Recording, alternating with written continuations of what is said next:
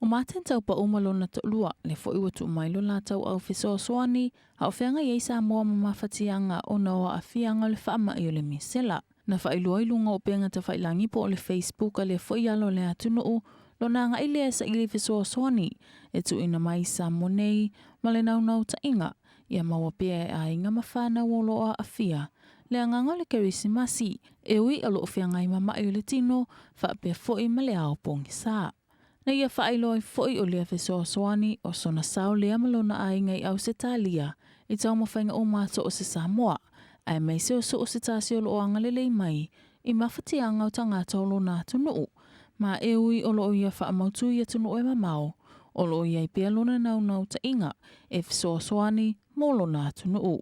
O lo ia i le whaamoemoe o le nei fesoasoani le atau no mai i Samoa nei i se taimiele o toi mamao. Alisa Lawano Maoni, mo talafou.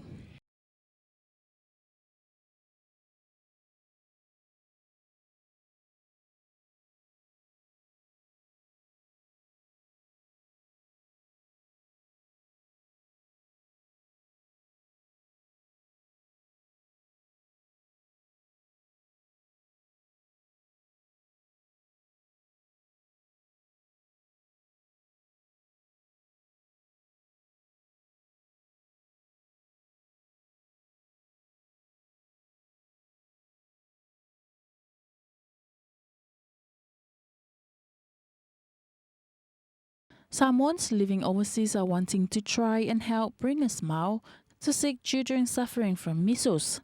Martin Taupa'u and his wife Michelle Taupa'u is leading the way by collecting children's toys, books, clothes and whatever donations people are willing to give to help ease the heavy burden weighing down on the children of Samoa, where over 50 children have lost their lives to measles.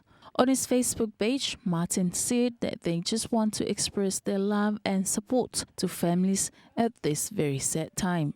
With Christmas just around the corner, the Taupa'u family hopes to bring a smile and the spirit of Christmas to families as Samoa continues to face a devastating loss of lives every day. Alisa Lawano Maoni for Talafou.